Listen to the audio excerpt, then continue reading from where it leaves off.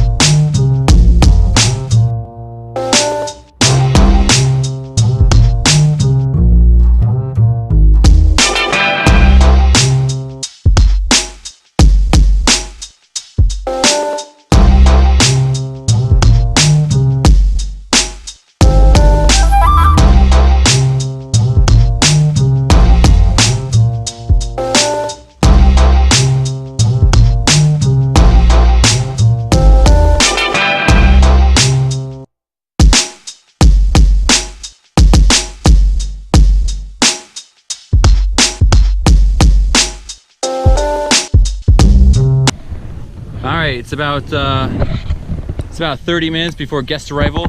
This is a weather update. It's just starting to sprinkle a little bit. I don't think it's going to really affect anything, because the accumulation is only supposed to be about 1/8 of an inch of rain, which is like barely anything. But yeah, it actually feels pretty good. It's like a nice mist on your skin.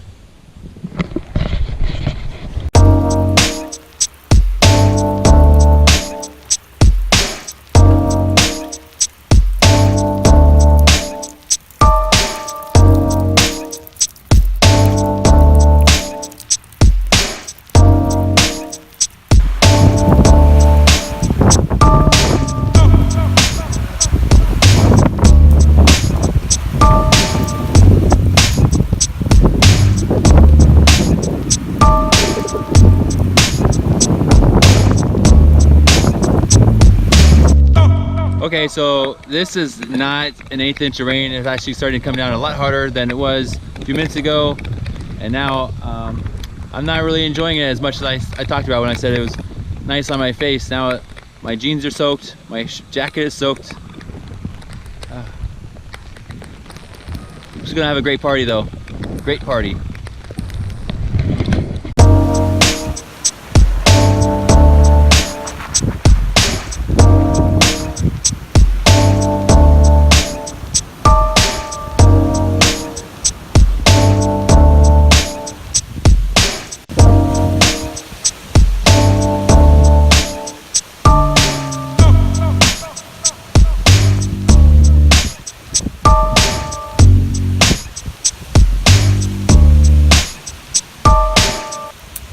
I think we're about ready to prepare for a storm here. It's really dark. It's coming down quite a bit now. The leaves and the trees are really blowing around.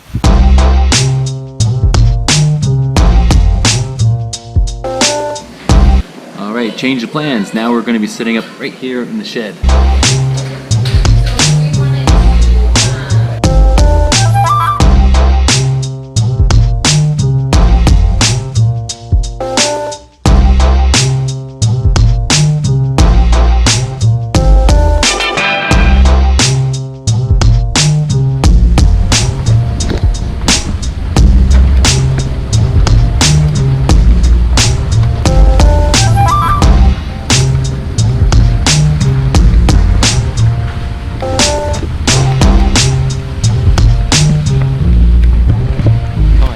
so wet out here now. Look at this puddle.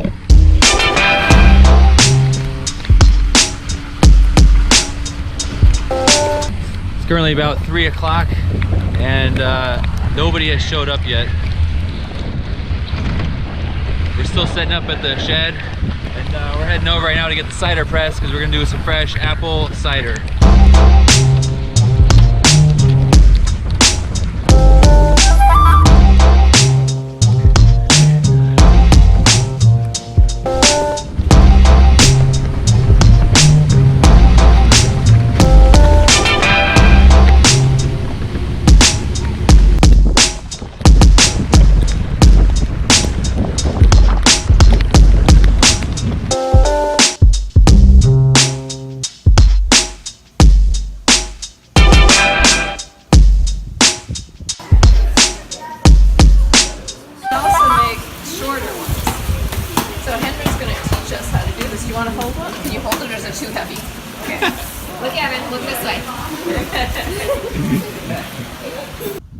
All right, the rain is finally dying down right now.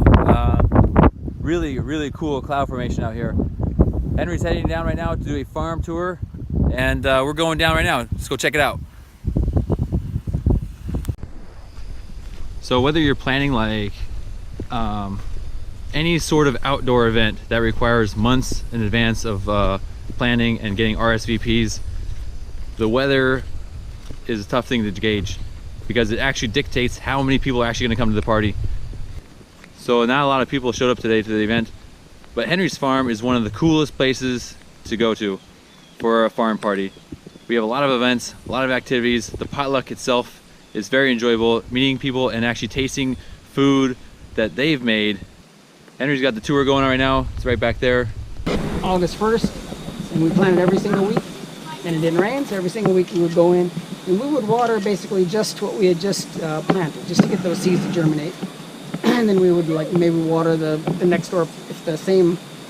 So if we planted a bed right here and there was like 3 beds that we planted a week before, and another bed that we newly planted, we'd go ahead and water those too. Basically, you wouldn't see any of the stuff here if I hadn't watered this year. So if I absolutely have to, I will water, but I don't do it as a matter of course. And I never water to make things grow faster, bigger, and get more. And that's a philosophical, moral decision. Which is kind of the way I try to farm. Trying to do what I personally think is right. That's the way I want to farm. That's the way I want to live. So making these kind of decisions all the time. The most important thing for me is not to make the most money as possible. It's not to produce the most I can. It's to produce things in a way that's good for the environment, good for you who are eating the stuff. The more I fertilize, the more I water, the less nutrients go to you. I produce more food with less nutrients. And that's not what I want to do either. So if you guys have been eating my tomatoes this year, I get comments every week about how amazing the tomatoes are. I had an interesting conversation in the market last week. A longtime customer came up to me and said, "Henry, why do your tomatoes taste different?" And I was like, uh-oh. I don't know. I said, well, what do you mean different? She said, oh, you know, your tomatoes taste different. And I was like, no, they taste like tomatoes to me. She's like, oh, come on, you know, compared to other. And then she was like, oh, I bet you don't eat anybody else's tomatoes, do you? I said, no, I don't. I only eat my own tomatoes, and they taste great. And so finally she broke down and said, your tomatoes just taste better. They just have more flavor than everybody else's. Why is that? And so I started explaining about how I grow things, how we don't water, we don't over-fertilize, we have a really healthy soil, blah, blah, blah, blah, blah. And then she says, but Henry, your tomatoes also cost more than everybody else. Why is that? And I said, well, I think you just answered your own question there when you told me that mine tastes better, because the taste, what you're tasting is nutrients. So if it tastes good, it means it's got a lot of nutrients in it. If it doesn't taste like much, it doesn't have very many nutrients. So you get a tomato from me this big, and you get a tomato from my neighbor this big. If mine tastes better, it's got more nutrients. You're paying for nutrients. Makes sense to me. So the tomatoes were great this year because we had a really dry year. We didn't have very many tomatoes. Probably one of the least productive tomato years I've ever had. But the flavor was amazing. And to me, that's a lot more important than having a ton of tomatoes. Oh, look at that. Oh, yeah. Blue sky. Looks great. All right, this is number 3. Everybody write down your answers. I'll give you a hint. Well, the hint is this is the last thing I planted this year. I'm done planting. So this was planted, when was it? About the last day of September. This is a good time to talk about global warming. So I've been farming, this is my 25th season. When I started in 1993, the last radish I planted would have been at the beginning of September. So my fall plantings, I've been pushing them back over the years, and now I'm 3 whole weeks later than I was 25 years ago. My first planting in the spring, obviously I've been pushing them the other way and planting earlier and earlier. I picked up about 2 weeks in the spring. So what I used to plant April 10th, I'm planting right at the end of March now. So 25 years, my season here is extended by 5 weeks. That is pretty amazing.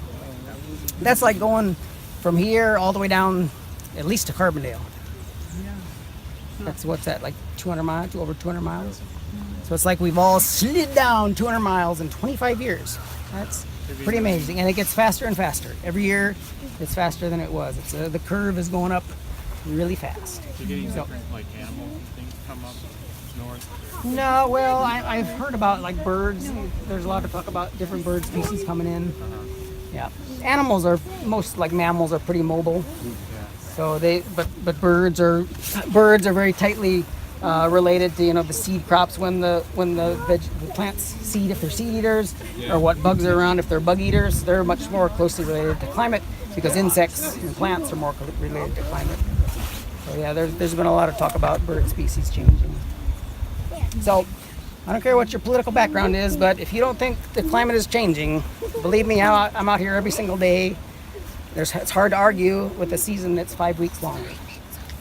It's impossible to argue with. So now we're trying to deal with it. Most of those changes more recently? Oh yeah, like I say, that curve is coming up really fast. So it's gradual in the beginning, and every year it just gets faster and faster. But maybe even worse than the warming of the season is the way that we're getting the rain pattern changes that have happened over the 25 years. Actually, it goes back to when I was a kid, even over the past 35 years or so. You probably heard about it. The idea is that in this part of the country, we're getting the same amount of rain, annual precipitation, but it's coming in larger rain events. So you get big rain events, and then you get long dry periods, and then another big rain event. And this year is an amazing example of that. So we had a very wet March. Then we had a dry April until April 28th. And then we had over 2 inches of rain in about 2 hours. And this entire field flooded. The creek over there came out of its banks, and this waterway here is supposed to hold the water when that happens. It went all the way over there where we first started out with number 1, even up past that almost to the machine back there was underwater. And then it didn't rain basically for the month of June. It didn't rain for the first 16 days of June. On June 16th, it rained 4 inches. And we had another flood. And then that was followed by, it's been dry ever since. So we had these 6 inches of rain in 2 events, and then almost 0 between. The whole time, all the rest of the season, our biggest rain event was 1 inch. And that happened, was that last week? A week or 10 days ago, right at the end of September.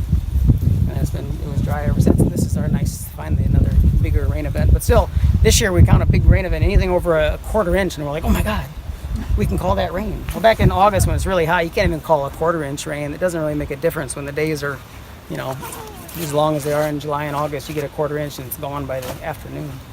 So that's another thing. That's definitely another change that's been gradually happening faster and faster over the years. It's just you get a lot of rain and then you get no rain, which makes farming really difficult. What about your winters? Are those changing? Yeah, so actually when we talk about global warming in this part of the country, our summer temperatures haven't really changed that much. Like our average summers aren't really hotter than they used to be. They're about the same.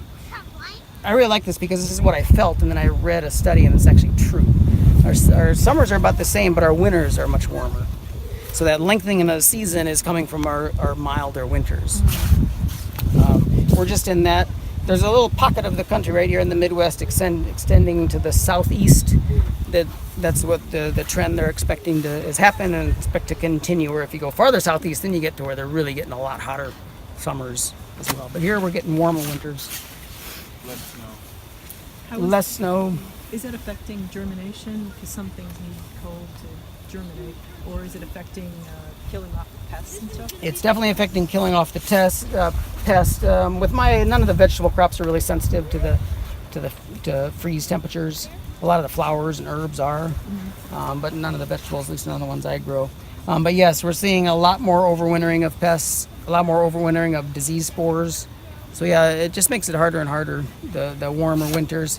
The soil doesn't freeze like it used to in the old days. You know, the ground would freeze and it would stay frozen until the spring. Now it freezes, thaws, freezes, thaws, freezes, thaws. You might get an inch and then it thaws out. You get 4 inches, it thaws out, back and forth, back and forth. So you're not killing the bugs that are trying to overwinter in the soil. You're not killing disease spores that are in the soil. And you're also, the reason that we have these amazing black soils in the Midwest is that we're a temperate climate. Is because basically our whole ecosystem goes dormant. Well, the soil ecosystem goes dormant through the winter. Everything stops, and it's just sealing that organic matter in the soil. And then in the spring, the plants start growing, and it starts burning it up again. So in the tropics, you're never going to have a soil like this because they're burning that soil organic all the time, turning it over, turning it over, turning it over. So it just makes it harder and harder to farm.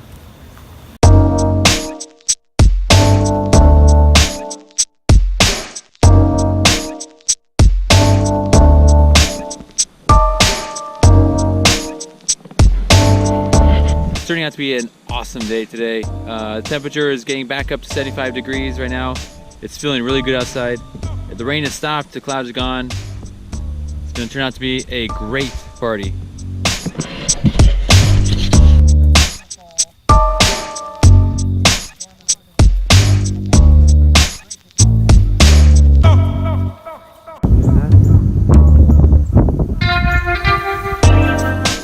It doesn't even feel like the same day right now. The sun is coming out. It's beautiful out right now. Looking at the rain gauge right here, we got about half an inch of rain in just a few hours. Now we're going to be heading, loading back everything back from the shed, back down to the field, and we're going to continue the potluck down the field.